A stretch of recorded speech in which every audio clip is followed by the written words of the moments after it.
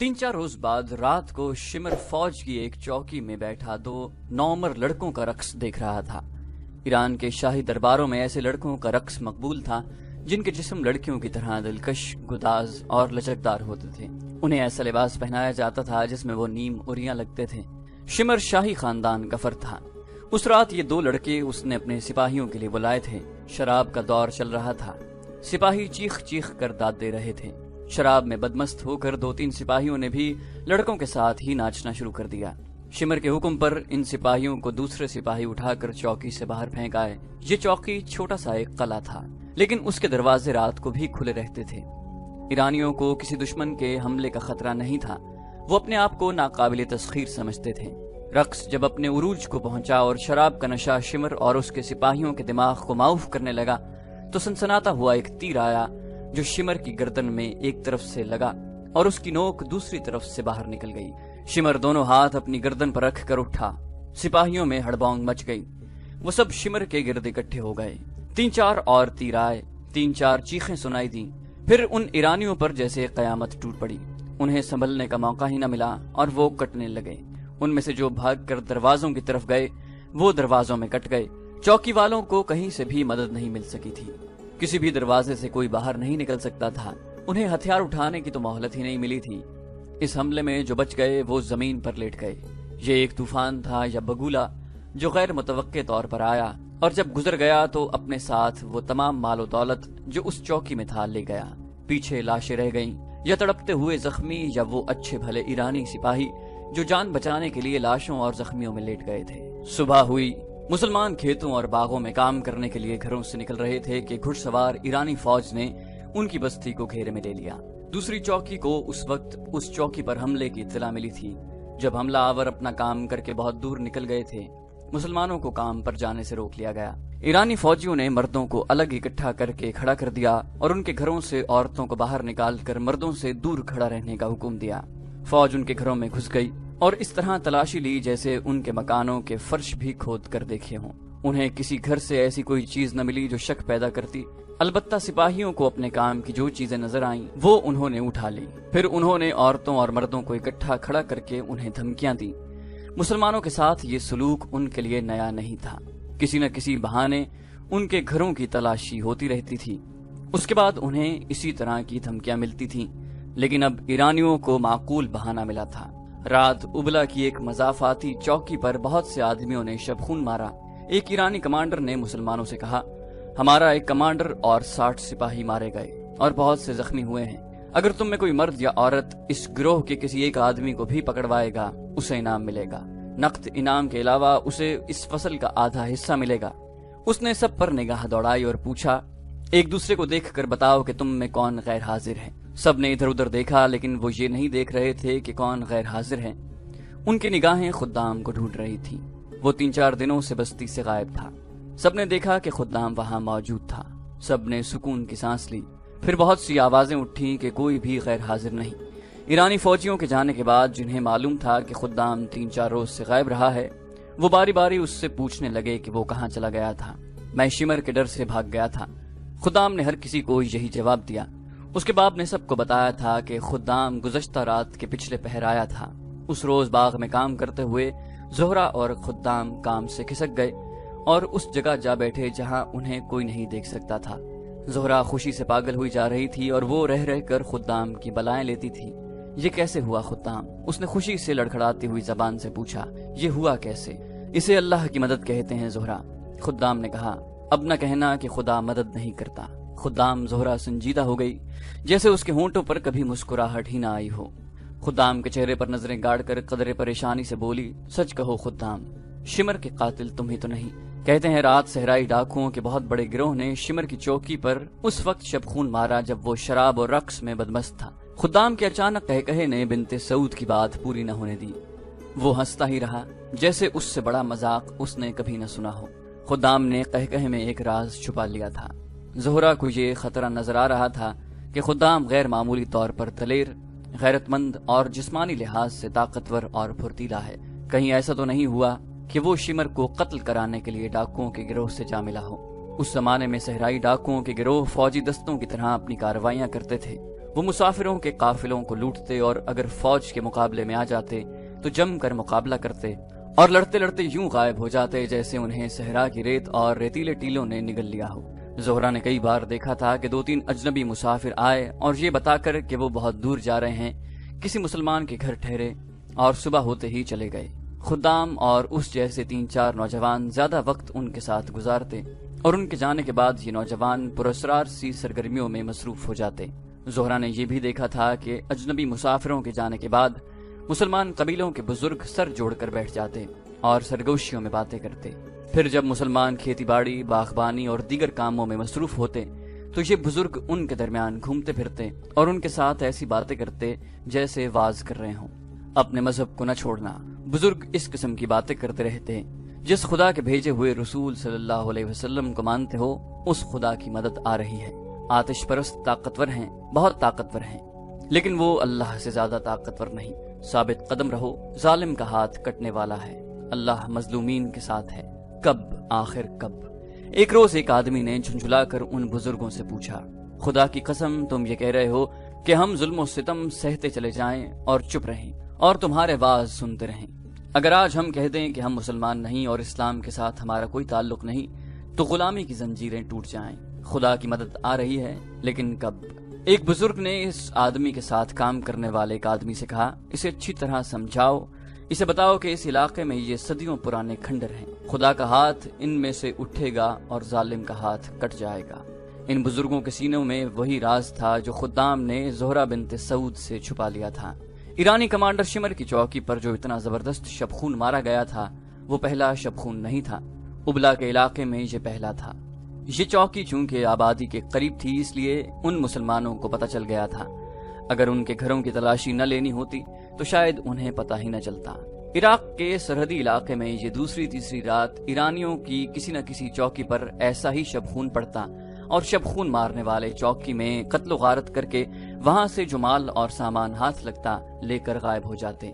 2 بار ایرانی فوج نے یہ جوابی کارروائی کی کہ کثیر تعداد گھڑ سوار دستہ شبخون مارنے والوں کی تلاش میں گیا۔ اس سرسبز اور شاداب علاقے سے نکلتے ہی صحرا شروع ہو جاتا جو ہموار صحرا نہیں تھا۔ وہاں ریت کی گول گول اور اونچی اونچی ٹیکریاں تھیں، آگے وسیع نشیب تھے جن میں عجیب و غریب شکلوں کے ٹیلے کھڑے تھے، ریت کی پہاڑیاں تھیں جن سے شعلے سے نکلتے محسوس ہوتے تھے۔ اس خوفناک علاقے میں جو میل ہا میل پھیلا ہوا تھا صحرا کے بھیدی ہی جا سکتے تھے، کسی اجنبی کا وہاں جانا ہی محال تھا اور وہاں جا کر زندہ نکل آنا تو ناممکن تھا۔ دونوں بار ایرانی فوج کے گھڑ سوار دستے کا یہ انجام ہوا کہ اسے گھوڑوں اور انسانوں کے نقوش پا ملتے رہے جو صاف بتاتے تھے کہ یہ ایک گروہ ہے اور شبخون مارنے والا یہی گروہ ہو سکتا ہے، مگر یہ نقوش انہیں سیدھے موت کے منہ میں لے گئے۔ ایرانی جو ہی پہلے نشیب میں داخل ہوئے اور پورا دستہ نشیب میں اتر گیا تو ان پر تیروں کی بوچھاڑیں آنے لگیں۔ پہلی بوچھاڑ میں کئی سوار اور گھوڑے گھائل ہو گئے، زخمی گھوڑے بے لگام ہو کر ادھر ادھر بھاگے، سارے دستے میں بھگدڑ مچ گئی۔ ان پر تیر برستے رہے مگر بکھر جانے کی وجہ سے تیر خطا ہونے لگے۔ بھول بھلیوں جیسے اس نشیب میں سے چند ایک گھڑ سوار نکلے، ان کے ہاتھوں میں برچیاں تھیں، ان کے کرتے بڑے لمبے اور سروں پر سیاہ کپڑے اس طرح لپیٹے ہوئے تھے کہ ان کے چہرے اور گردنیں بھی ڈھکی ہوتی تھیں، ان کی صرف آنکھیں نظر آتی تھیں۔ ان گھوڑوں کے قدموں میں اور ان کے سواروں کے بازوؤں میں ایسی پھرتی تھی کہ ایرانی سوار جو پہلے ہی ہراساں تھے برچیوں سے زخمی ہو کر گرنے لگے۔ ان میں سے کئی بھاگ نکلے، وہ ٹیلوں اور گھاٹیوں والے نشیب سے تو نکل گئے لیکن ریت کی گول گول ٹیکریوں میں داخل ہوئے تو گھومنے لگے۔ ان سینکڑوں ٹیکریوں میں جو ایک دوسرے کے ساتھ ساتھ کھڑی 3-4 میل کی وسعت میں پھیلی ہوئی تھیں، یہی خطرہ ہوتا ہے کہ کوئی اجنبی ان کے اندر چلا جائے تو وہ اندر ہی اندر چلتا رہے، نکل نہیں سکتا، آخر تھک کر بیٹھ جاتا ہے، پیاس سے حلق میں کانٹے چبھنے لگتے ہیں اور ریگستان کے یہ گول گول بھوت اسے بڑی اذیت ناک موت مارتے ہیں۔ دوسری بار ایرانیوں کے سوار دستے پر کسی اور جگہ سے ایسا ہی حملہ ہوا تھا اور سوار بکھر کر ادھر ادھر بھاگ رہے تھے تو انہیں ایک للکار سنائی دی، زرتشت کے پجاریوں، میں مسنا بن حارثہ ہوں، زرتشت کو ساتھ لاؤ، مسنا بن حارثہ۔ اس ایرانی دستے کے جو سوار زندہ بچ گئے وہ نیم مردہ تھے۔ انہوں نے اپنے کمانڈروں کو بتایا کہ انہیں صحرا میں یہ للکار سنائی دی تھی۔ اس کے بعد ایرانیوں کی سرحدی چوکیوں پر چھاپے پڑتے رہے لیکن انہوں نے چھاپا ماروں کے تعاقب کی اور ان کی تلاش کی جرت نہ کی۔ بعض چھاپوں کے بعد یہ للکار سنائی دیتی تھی मुसना बिन हारिसा, आतिश परस्तों मैं मुसना बिन हारिसा हूँ। फिर मुसना बिन हारिसा दहशत का, किसी जिन भूत का, किसी बदरूह का एक नाम बन गया। ईरानी फौज इस नाम से डरने लगी। उन्होंने मुसना बिन हारिसा या उसके गिरोह के किसी एक आदमी को पकड़ने के बहुत एहतमाम किए, लेकिन जब कहीं शब खून पड़ता था तो ईरानी फौजी, जिनकी जुर्रत और बेजिगरी मशहूर थी, दहशत से दुबक जाते। ये था वो मुसना बिन हारिसा जो फरवरी 633 ईस्वी के एक रोज मदीना में खलीफतुल मुस्लिमीन अबू बकर रजी अल्लाह अन्हु के सामने एक गुमनाम अजनबी की हैसियत से बैठा था। वो जनूबी इराक का रहने वाला और अपने कबीले बनु बकर का सरदार था। तारीख में ऐसा इशारा कहीं भी नहीं मिलता कि उसने कब और किस तरह इस्लाम कबूल किया था। ये उसी की काविश का नतीजा था कि न सिर्फ उसके अपने कबीले ने, बल्कि इन इलाकों में रहने वाले कई और कबीलों ने इस्लाम कबूल कर लिया था। जब जंग यमामा खत्म हुई और इर्तदाद के फितने का सर कुचल दिया गया, तो मुसना बिन हारिसा ने इराक के जुनूबी इलाकों में ईरानियों के खिलाफ जिहाद शुरू कर दिया। उन्होंने उन मुसलमानों में से जो ईरानी बादशाही की रियाया थे एक गिरोह बना लिया और ईरानी फौज की सरहदी चौकियों पर शबखून मारने शुरू कर दिए। उनके शबखून इस कदर अचानक और तेज होते थे कि चौकी वालों को संभलने का मौका नहीं मिलता था और मुसना का गिरोह सफाया करके गायब हो जाता। उन्होंने बड़े ही दुश्वार गुजार सहरा में अपना अड्डा बना लिया था, जिसे उन्होंने माल गनीमत से भर दिया था। फिर उन्होंने उन बस्तियों पर भी शबखून मारने शुरू कर दिए जहां सिर्फ ईरानी रहते थे। मुसना ने सरहद पर ईरानी फौज को बेबस और मजबूर कर दिया। ईरानी फौज के कई सीनियर कमांडर मुसना के हाथों मारे गए थे। मुसना बिन हारिसा ने दूसरा काम ये किया कि इराक के जुनूबी इलाके में जो मुसलमान जुल्म सितम में जिंदगी गुजार रहे थे, उन्हें उसने अपने जमीन दोज असर में लेकर मुत्तहिद रखा हुआ था। उनका एक गिरोह था जो शबखून मारने का काम करता था और एक गिरोह बस्तियों में रहकर मुसलमानों को इत्तेहाद की लड़ी में पिरो रखता था और उन्हें बताता रहता था कि बाहर क्या हो रहा है। मुसलमान अपने छापा मारों की कामयाबियां देख रहे थे और वो मुतमईन थे। ये थी वो खुदाई मदद जिसके इंतजार में वो ईरानियों का जुल्म सितम सह रहे थे और अपना मजहब नहीं छोड़ रहे थे। वरना मजालिम से बचने का उनके सामने बड़ा सहल तरीका ये था कि इस्लाम से मुनहरिफ होकर आतिश परस्त हो जाते। खुद्दाम ने जोहरा से कहा था कि वो 3-4 दिनों के लिए गायब हो जाएगा। वो गायब होकर छापा मारों के अड्डे पर चला गया था और उन्हें ईरानी कमांडर शिमर के मुतालिक बताया था। उसकी चौकी तक छापा मारों की रहनुमाई उसी ने की थी। चौकी पर हमला भरपूर तरह कामयाब रहा। उसके फौरन बाद खुद्दाम अपने घर आ गया। मुसना बिन हारिसा ने अमीरुल मोमिनीन अबू बकर रजी अल्लाह अन्हु को तफसील से बताया कि उन्होंने खलीज फारिस के साहिल के साथ साथ और इराक के जुनूबी इलाके में किस तरह अरबी मुसलमानों के कबीलों को अपने असर में लिया और उन्हें इस्लाम पर कायम रखकर उन्हें जमीन दोज महाज पर जमा किया। तुझ पर अल्लाह की रहमत हो इब्ने हारिसा, खलीफा रजी अल्लाह अन्हु ने कहा, तू अगर ये मशवरा देने आया है कि मैं ईरानियों पर फौजकशी करूं तो मुझे सोचना पड़ेगा। क्या तूने देखा नहीं कि ईरानियों की फौज की तादाद कितनी है और उनके वसाइल और जराए कितने वसी और लामहदूद हैं। हम अपने मुस्तकर से इतनी दूर कलील तादाद और बगैर वसाइल कसीर तादाद और ताकतवर फौज के मुकाबले के काबिल नहीं होते। लेकिन मैंने सल्तनत फारिस को नजरअंदाज भी नहीं किया।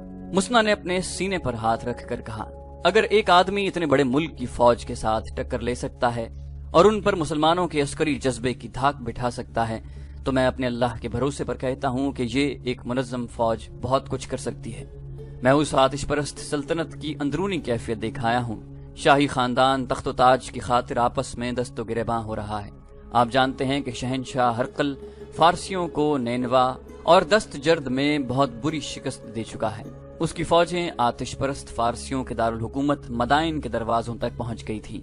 उसके बाद फारसी संभल नहीं सके। अगर इनमें ऐश परस्ती को देखा जाए तो वो संभले हुए लगते हैं, लेकिन अब उनमें बादशाही के ताज पर रस्साकशी हो रही है। यमन उनके हाथ से निकल गया है और वहाँ के हाकिम बाजान ने इस्लाम कबूल कर लिया है। उनकी रियाया उनकी जंजीरें तोड़ना चाहती है। उनकी महकूमी में उनके जुनूबी इलाकों के मुसलमान मेरे इशारे पर मदीना की फौज के मुंतजिर हैं। तुझ पर रहमत ही रहमत हो मुसना। अमीरुल मोमिनीन ने कहा, लारैब तेरी बातें मेरे दिल में उतर रही हैं। मेरा अगला कदम वहीं पड़ेगा जहां तू कहता है। क्या यह बेहतर नहीं होगा कि मैं सालारों की मजलिस से बात कर लूं? ऐ अमीरुल मोमिनीन, मुसना ने कहा, फैसला वही बेहतर होता है जो सुलह और मशवरे के साथ किया जाता है। लेकिन मैं अमीरुल मोमिनीन से इजाजत चाहूंगा कि जो कहना चाहता हूं वो कह लूं और आप मेरी बातें सालारों के सामने जरूर रखें। دجلہ اور فرات جہاں ملتے ہیں وہاں کے بڑے وسیع علاقے میں عربی قبیلے آباد ہیں جو سب کے سب مسلمان ہیں۔ چونکہ وہ مسلمان ہیں اس لیے وہ آگ کے پجاری بادشاہوں کے جور و ستم کا نشانہ بنے ہوئے ہیں۔ مسجدوں پر بھی ان کا حق تسلیم نہیں کیا جاتا۔ فارسیوں کے ہاتھوں ان کی جان محفوظ نہیں، ان کی عزت محفوظ نہیں۔ وہ مسلمان فصل اگاتے ہیں، جو پک جاتی ہے تو آتش پرست زمیندار اور فوجی اٹھا کر لے جاتے ہیں۔ وہاں مسلمان مزارے ہیں اور انہیں دھتکاری ہوئی مخلوق سمجھا جاتا ہے۔ وہ مسلسل خوف و ہراس میں رہتے ہیں۔ ان کے خلاف الزام صرف یہ ہے کہ وہ مسلمان ہیں، اور کفر کے طوفانوں میں بھی وہ اسلام کی شمع روشن کیے ہوئے ہیں۔ وہ مدینہ کو روشنی کا مینار سمجھتے ہیں۔ امیر المومنین، اگر آپ بیٹھے یہ سوچتے رہیں کہ دشمن بہت طاقتور ہے تو وہ روز بروز طاقتور ہوتا جائے گا، اور مسلمان مایوس ہو کر اپنی بھلائی کا کوئی ایسا طریقہ سوچ لیں گے جو اسلام کے منافی ہوگا۔ میرے چھاپہ ماروں نے جو کامیابیاں حاصل کی ہیں اور آپ کی فوج کے لیے جو زمین ہموار کی ہے وہ دشمن کے حق میں چلی جائے گی۔ کیا رسول اللہ صلی اللہ علیہ وآلہ وسلم مظلوم مسلمانوں کی مدد کو نہیں پہنچا کرتے تھے؟ خدا کی قسم میں ان کی مدد کو پہنچوں گا۔ خلیفہ ابوبکر رضی اللہ عنہ نے کہا، اور اپنے پاس بیٹھے ہوئے ایک سالار سے کہا، ولید کا بیٹا خالد کہاں ہے؟ امیر المومنین یمامہ میں آپ کے اگلے حکم کا انتظار کر رہا ہے۔ انہیں جواب ملا، کوئی تیز رفتار قاصد بھیجو اور اسے پیغام بھیجو کہ جلدی مدینہ پہنچے۔ خلیفہ ابوبکر رضی اللہ عنہ نے کہا، فارس کی بادشاہی سے ہم اللہ کی تلوار کے بغیر نہیں لڑ سکتے۔ خلیفہ مسنہ سے مخاطب ہوئے، واپس جاؤ اور عرب قبیلوں کے جس قدر آدمی اکٹھے کر سکتے ہو کر لو۔ اب تمہیں کھلی جنگ لڑنی پڑے گی، جو تم شبخون اور چھاپوں کے انداز سے بھی لڑ سکتے ہو، لیکن اپنے فیصلوں میں تم آزاد نہیں ہوگے۔ خالد سالار اعلیٰ ہوگا، تم ان کے فیصلوں کے پابند ہوگے۔ تسلیم امیر المومنین۔ مسنہ بن حارثہ نے کہا، ایک اور عرض ہے، اس علاقے میں جو عرب پھیلے ہیں وہ سب کے سب مسلمان نہیں، ان میں عیسائی بھی ہیں اور دوسرے عقیدوں کے لوگ بھی۔ وہ سب آتش پرستوں کے خلاف ہیں۔ فارس کے آتش پرست ان کے ساتھ بھی وہی سلوک کرتے ہیں جو مسلمانوں کے ساتھ کرتے ہیں۔ اگر اللہ تعالیٰ نے ہمیں فتح عطا فرمائی تو غیر مسلم عربوں کے ساتھ ایسا ہی سلوک ہونا چاہیے جیسا وہاں کے عرب مسلمانوں کے ساتھ ہوگا۔ ابوبکر رضی اللہ عنہ نے کہا، ایسا ہی ہوگا۔ جنہوں نے اسلام کے خلاف کچھ نہیں کیا، اسلام ان کی پریشانی کا باعث نہیں بنے گا۔ تم آج ہی روانہ ہو جاؤ۔ خالد رضی اللہ عنہ اس وقت یمامہ میں تھے۔ ان کی دونوں نئی بیویاں لیلا اور بنت مجاع ان کے ساتھ تھیں۔ امیر المومنین رضی اللہ عنہ کا پیغام ملتے ہی خالد رضی اللہ عنہ یمامہ سے روانہ ہوئے اور مدینہ پہنچ گئے۔ کیا مسنہ بن حارثہ کا نام تم نے کبھی سنا ہے؟ خلیفہ نے خالد رضی اللہ عنہ سے پوچھا۔ سنا ہے، خالد رضی اللہ عنہ نے جواب دیا، اور یہ بھی سنا ہے کہ فارسیوں کے خلاف اس نے ذاتی قسم کی جنگ شروع کر رکھی ہے، لیکن مجھے یہ معلوم نہیں کہ اس کی ذاتی جنگ ذاتی مفاد کے لیے ہے یا وہ اسلام کی خاطر لڑ رہا ہے۔ وہ یہاں آیا تھا۔ امیر المومنین نے کہا، جہاد جو اس نے شروع کر رکھا ہے اس میں اس کا کوئی ذاتی مفاد نہیں۔ میں نے اس لیے تمہیں بلایا ہے کہ تم سے مشورہ لوں کہ مسنہ ہم سے جو مدد مانگتا ہے وہ اسے دی جائے، یا اس وقت کا انتظار کیا جائے جب ہم فارسیوں کی اتنی بڑی قوت کے خلاف لڑنے کے قابل ہو جائیں گے۔ وہ کس قسم کی جنگ لڑ رہا ہے؟ خالد رضی اللہ عنہ نے پوچھا۔ امیر المومنین نے خالد رضی اللہ عنہ کو پوری تفصیل سے بتایا کہ مسنہ شبخون کی نوعیت کی جنگ لڑ رہا ہے، اور اس وقت تک وہ کتنی کامیابیاں حاصل کر چکا ہے۔ اس کی سب سے بڑی کامیابی تو یہ ہے خالد، خلیفہ نے کہا، کہ اس نے زرتشتوں کے محکوم مسلمانوں کو متحد رکھا ہوا ہے اور ان میں ایسا جذبہ پیدا کیا ہے کہ انہوں نے زرتشتوں کے ظلم و ستم میں اپنے سینوں میں اسلام کو زندہ رکھا ہوا ہے۔ ابلا اور عراق کے دوسرے علاقوں میں جہاں مسلمان آباد ہیں وہ فارسیوں کے غیر انسانی تشدد کا نشانہ بنے ہوئے ہیں۔ ان حالات میں اپنے عقیدوں کو سینے سے لگائے رکھنا بے معنی سا بن جاتا ہے۔ وہ مسلمان صرف اتنا کہہ دیں کہ مدینہ اور اسلام سے ان کا کوئی تعلق نہیں تو ان کے سارے مصائب ختم ہو جائیں۔ یہ مسنہ اور اس کے چند ایک ساتھیوں کا کمال ہے کہ انہوں نے ان حالات میں بھی وہاں کے مسلمانوں کو اسلام سے منحرف ہونے نہیں دیا۔ اس کے علاوہ انہیں اپنے عقیدے کا اتنا پکا بنا رکھا ہے کہ وہ زرتشتوں کے خلاف زمیندوز کارروائیوں میں مصروف رہتے ہیں۔ امیر المومنین خالد رضی اللہ عنہ نے کہا، مسنہ نے کچھ کیا ہے یا نہیں کیا، مسلمان کی حیثیت ہے۔ مسلمان کی حیثیت سے ہم پر یہ فرض عائد ہوتا ہے کہ جو مسلمان غیر مسلموں کے جور و ستم کا نشانہ بنے ہوئے ہیں ان کی مدد کو پہنچیں۔ کیا تم یہ مشورہ دیتے ہو کہ ہم ایرانیوں سے ٹکر لے لیں؟ خلیفہ نے پوچھا۔ ہاں امیر المومنین، خالد رضی اللہ عنہ نے کہا، ٹکر کیوں نہ لی جائے؟ یہاں تو صورتحال کچھ اور ہے۔ جیسا کہ آپ نے بتایا کہ مسنہ نے وہاں کچھ کامیابیاں حاصل کر لی ہیں اور اس نے ہمارے حملے کے لیے راہ ہموار کر دی ہے۔ شبخون اور چھاپے مارنے والے اتنا ہی کر سکتے ہیں جتنا مسنہ نے کیا ہے، وہ کسی علاقے پر قبضہ نہیں کر سکتے۔ قبضہ کرنا منظم لشکر کا کام ہے۔ یہ کام ہمیں ہر قیمت پر کرنا چاہیے۔ اگر ہم نے مسنا کی کامیابیوں کو آگے نہ بڑھایا تو اس کے دو نقصان ہوں گے، ایک یہ کہ یہ کامیابیاں ضائع ہو جائیں گی، اور دوسرے یہ کہ زرتشت مسنا اور تمام مسلمانوں سے بہت برا انتقام لیں گے۔ اس کے علاوہ فارسی دلیر ہو جائیں گے۔ جیسا کہ مسنا نے آپ کو بتایا ہے کہ اس نے ایرانیوں کو اس قدر نقصان پہنچایا ہے کہ ان کے حوصلے مجروح ہو گئے ہیں۔ اگر انہیں دم لینے کا موقع دے دیا جائے تو وہ اپنے محکوم مسلمانوں کو قتل کریں گے، اور اس خطرے کو ختم کر کے وہ اس سرحدی علاقے کو پہلے سے زیادہ مضبوط کر لیں گے۔ اپنے علاقوں کو محفوظ کرنے کے لیے وہ اپنی سرحد کے باہر کے علاقوں پر بھی قابض ہو سکتے ہیں۔ اس خطرے سے محفوظ رہنے کی یہی ایک صورت ہے کہ ہم مسنا کی مدد کو پہنچیں، اور پیشتر اس کے کہ زرتشت ہماری طرف بڑھیں، ہم انہیں ان کے اپنے علاقے سے بھی پیچھے ہٹنے پر مجبور کر دیں۔ خلیفہ ابوبکر رضی اللہ عنہ نے خالد رضی اللہ عنہ کو یہ ہدایت دے کر رخصت کر دیا کہ وہ اپنے لشکر کے ساتھ لے کر عراق کی طرف پیش قدمی کریں۔ خلیفہ ابوبکر رضی اللہ عنہ نے کہا، خالد، تمہارے لشکر میں زیادہ تعداد ان لوگوں کی ہے جو بڑے لمبے عرصے سے گھروں سے دور لڑ رہے ہیں۔ انہیں فارسیوں جیسے طاقتور دشمن کے خلاف لڑانا مجھے اچھا نہیں لگتا۔ میں کسی کو مجبور نہیں کروں گا۔ بہتر صورت یہ ہوگی کہ تم رضاکاروں کی ایک فوج بناؤ، اس میں ایسے آدمیوں کو رکھو جو مرتدین کے خلاف لڑ چکے ہیں۔ تمہارے ساتھ کچھ ایسے آدمی بھی ہوں گے جو مرتدین کے ساتھ تھے۔ شکست کھا کر انہوں نے اپنی خیریت اسی میں سمجھی کہ وہ اسلامی لشکر میں شامل ہو جائیں۔ ایسے کسی آدمی کو اپنے لشکر میں نہ رکھنا۔ ہم بڑے طاقتور دشمن کو للکارنے جا رہے ہیں، میں اس لیے کوئی خطرہ مول نہیں لینا چاہتا۔ امیر المومنین خالد رضی اللہ عنہ نے پوچھا، کیا آپ مجھے یہ اجازت دے رہے ہیں کہ ان لوگوں کو اپنے لشکر سے نکال دوں؟ نکال دینا اور بات ہے ولید کے بیٹے۔ ابوبکر رضی اللہ عنہ نے کہا، تم اپنے لشکر سے یہ کہنا کہ جو آدمی اپنے گھر کو جانا چاہتا ہے اسے جانے کی اجازت ہے، پھر دیکھنا تمہارے ساتھ کون رہتا ہے۔ اگر تمہارا لشکر بہت کم رہ گیا تو خلافت اس کی کمی کو کسی نہ کسی طرح پورا کرے گی۔ جاؤ ولید کے بیٹے، اللہ تمہارے ساتھ ہے۔ خلیفہ ابوبکر رضی اللہ عنہ عزم اور ایمان کے پکے تھے۔ انہوں نے عراق پر حملے کا جو فیصلہ کیا تھا اس پر وہ ہر حال میں ہر قیمت پر پورا عمل کرنا چاہتے تھے۔ خالد رضی اللہ عنہ تو چاہتے ہی یہی تھے کہ انہیں لڑنے کا موقع ملتا رہے۔ انہوں نے خلیفہ کے ارادے کو اور زیادہ پختہ کر دیا۔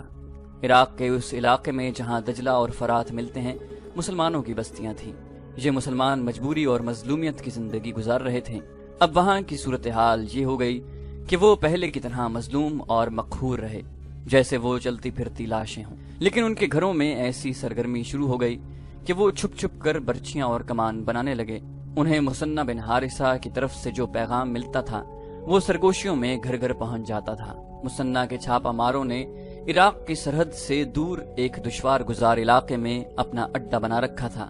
برچیاں اور تیر و کمان جو گھروں میں چوری چھپے تیار ہوتے تھے وہ رات کی تاریکی میں اس اڈے تک پہنچ جاتے تھے۔ بستیوں سے جوان آدمی بھی غائب ہونے لگے۔ ایرانیوں کی سرحدی چوکیوں پر ان کے فوجی قافلوں پر مسلمانوں کے شب خون پہلے سے زیادہ ہو گئے۔ یہ مسلمان درپردہ ایک فوج کی صورت میں منظم ہو رہے تھے اور اس فوج کی نفری بڑھتی جا رہی تھی۔ یمامہ میں خالد رضی اللہ عنہ کی فوج میں صورتحال اس کے الٹ ہو گئی۔ خالد رضی اللہ عنہ نے جب اپنی فوج میں جا کر یہ اعلان کیا کہ جو کوئی اپنے گھر کو واپس جانا چاہتا ہے وہ جا سکتا ہے تو اس کے 10,000 نفری کے لشکر میں صرف 2,000 آدمی رہ گئے۔ 8,000 آدمی مدینہ کو روانہ ہو گئے۔ خالد رضی اللہ عنہ نے خلیفہ کے نام پیغام لکھا جس میں انہوں نے لکھا کہ ان کے پاس صرف 2,000 کی نفری رہ گئی ہے۔ خالد رضی اللہ عنہ نے زور دے کر لکھا کہ انہیں فوری طور پر کمک کی ضرورت ہے۔ امیر المومنین ابوبکر رضی اللہ عنہ اپنی مجلس میں بیٹھے تھے۔ خالد رضی اللہ عنہ کے قاصد نے انہیں خالد رضی اللہ عنہ کا تحریری پیغام دیا۔ خلیفہ نے یہ خط بلند آواز سے پڑھنا شروع کر دیا۔ اس سے ان کا مقصد یہ تھا کہ مجلس میں ان کے جو مشیر اور دیگر افراد بیٹھے ہیں وہ سن لیں تاکہ کوئی مشورہ دے سکیں۔ ایک مشیر نے کہا، امیر المومنین، خالد کے لیے کمک بہت جلدی چلی جانی چاہیے۔